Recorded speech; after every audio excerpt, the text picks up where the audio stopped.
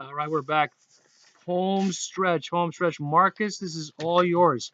Paragraph 7, paragraph 7.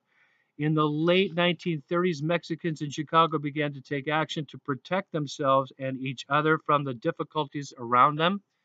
Mutual aid societies were established in the enclaves, which required members to put a portion of their earnings into a community collection box each month. Interesting. When a member needed money for a serious problem like unemployment, illness, or death, they were given a portion of the money in the community savings to alleviate the issue. What a great idea! That is a beautiful idea. It takes a lot of honesty, a lot of care, a lot of family relationships, and care for the community.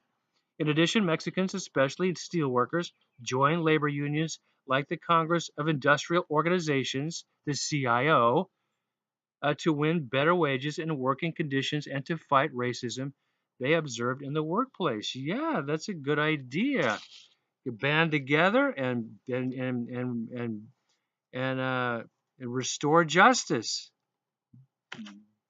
balance the playing field, make it fair for everybody. Joseph, you've paid a close attention the whole time, and Timmy C is happy about this, but now this is your paragraph. Paragraph 8. In 1940, there were 35,000 Mexicans living in or around Chicago,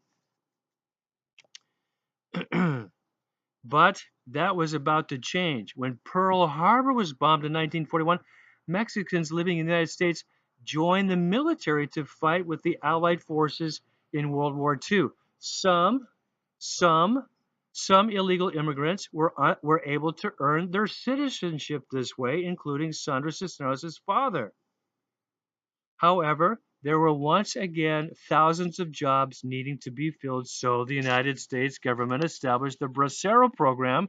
Brazo means arm in Spanish, to invite guest workers from Mexico to the United States. Can you believe this?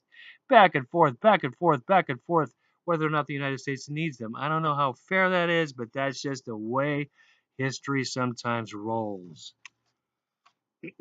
Mexicans colonias spread.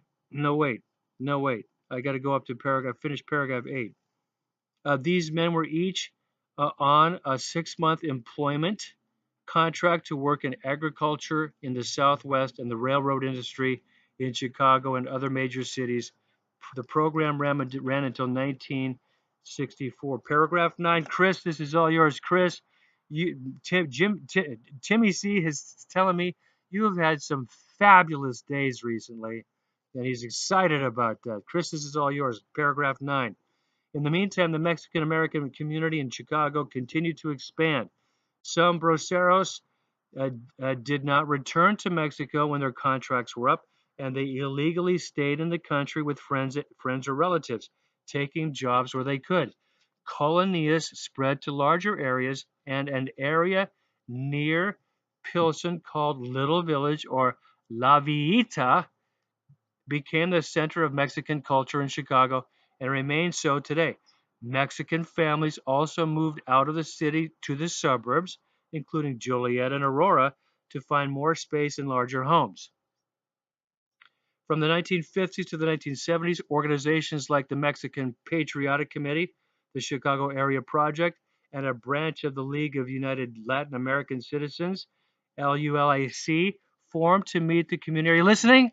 I know it's probably getting a little boring. We got 2 more paragraphs to go. Community educational and civil rights needs of the 250,000 Mexican citizens living in Chicago area in 1970, a number that had increased 500% since 1950. 2 more paragraphs. Edwin and Jacqueline. This is your paragraph. Edwin and Jacqueline. I hear you've known. Timmy C says you've known each other for like 10 years. Yeah. You were. I hear that you went go all the way back to 4th grade. Oh, what a sweet little relationship you two have. What a wonderful thing to be in the same class for all those years together. In the 1970s, paragraph 10, the Chicano movement encouraged strength and pride in the Mexican culture in Chicago. Muralist, hey, Timmy C says he's going to show you a mural in a couple days, and you're going to see if you can figure out the story. Mario Castillo painted reminders of their heritage, from Aztec and Mayan symbols to entertainers, political leaders, and personal family members. This sounds really exciting. As a way to pay homage to their roots, Mexican Americans also worked in community organizations like the Spanish Coalition for Jobs and the Latino Institute to get the housing, medical coverage, education they needed for their families. Through these organizations, they were also able to fight unfair employment practices and racial discrimination in the workplace. And my grill is almost ready for my steak tonight. Can you see it? Do you see the grill right there? Baby, it's all broken and now you see the temperature. It's about 600 degrees.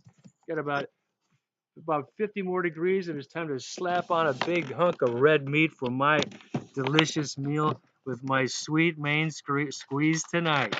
Woo! Okay, one more paragraph. Today, Chicago. This is for Julian. Julian, you're a champ. Antonio, you're a champ. Christian, you're on a roll. This is what Timmy C is telling me all about you guys. You're on a roll. You're doing well. Marcus, he told me about the Halloween picture that you drew. And Christian, the funny McDonald's, the clown that you made, fantastic. And Julian, your amazing skull that you put together. You guys are quite the colors, I'm telling you. Number 11. Today, Chicago remains a city where the Mexican culture is showcased and the Mexican Americans feel more empowered. How about that? This is today now. This is probably 2010, I think 2010. Community service and activist groups work to educate Mexican Americans on the resources and issues that pertain to them. This is an adult, by the way, this is an adult article. This is for adults. So you guys, if you plow through this, you were awesome. You're awesome, I'm telling you. Where was I? I was in the middle of a sentence, wasn't I? Community service and activist groups work to educate Mexican Americans on the resources and issues that pertain to them, while smaller pride organizations stage citywide celebrations like the Mexican Independence Day Parade down 26th Street every single September. Maybe he should show you a video of that. That might be a good thing to have you see that.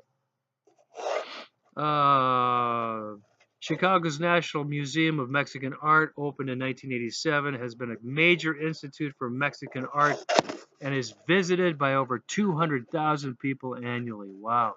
Mexican Americans have earned top offices in local, state, federal government as representatives of Chicago. Man, they went from immigrants, braceros, to governors, representatives, Senate members, mayors of cities in the Midwest. Fantastic. And they served the more than 1 million, say that together, 1 million Mexican Americans living in the metropolitan area as of 2010.